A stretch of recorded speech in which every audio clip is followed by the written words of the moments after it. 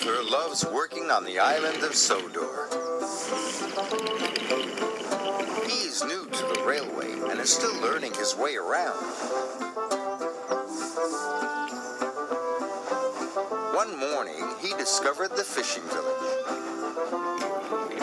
The sun made the water sparkle, and the seagulls called across the harbor. This was Arthur's favorite place. That evening, Sir Topham Hatt came to the sheds. There's going to be a new line to the fishing village. I have to decide which engine shall run it. He paused impressively. Thomas and Percy looked away. They had enough work to do. Arthur hoped he would be chosen. Thomas, you will work on the new line. Yes, sir, said Thomas, but he really didn't like the smell of fish. Arthur was disappointed. Sir Topham Hatt sent him to haul coal to the steelworks. That evening, Thomas was at the washdown when Arthur puffed in. Do I smell a fishy engine? He teased. Yes, huffed Thomas. Silly fish, smelly new line. Arthur wished he could go to the fishing village instead of the steelworks. He'd be much happier than Thomas. The next morning, Thomas was still grumpy. The fishermen had caught lots of fish. Hurry up, said Thomas. I'm a busy engine. And a fussy one, too, said the fisherman. Just enjoy the fresh, salty smell of the fish. P.U., puffed Thomas. Thomas steamed as fast as he could along the line. But there was trouble ahead.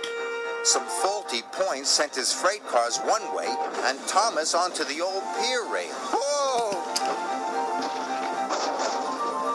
The troublesome trucks were delighted. He's falling in the water! Luckily, Thomas wasn't hurt, and the fish freight car stayed on the tracks. When Sir Topham Hatt heard the news, he checked his timetable. Arthur is the nearest engine. I'll send him right away. It was a hot day. The ice that was keeping the fish cold started to melt. I hope someone comes quickly, moaned Thomas. That fish will spoil soon. Arthur was surprised to see Thomas in the tidal pool. Are you all right, Thomas? No, but I'll be much better when you take these fish away. The breakdown van will be here soon, called Arthur's driver. Arthur knew he had to hurry.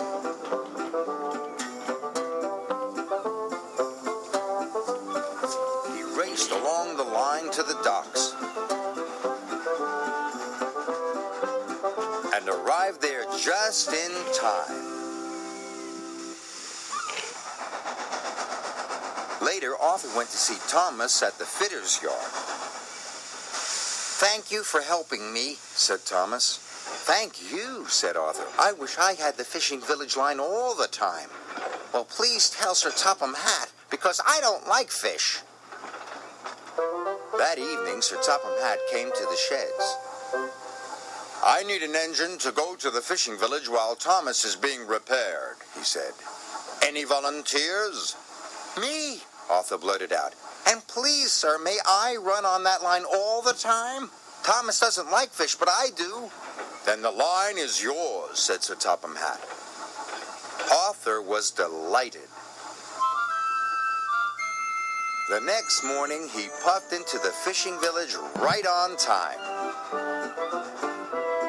The smell of fish was everywhere, but he was sure he had the most beautiful line on the island of Sodor.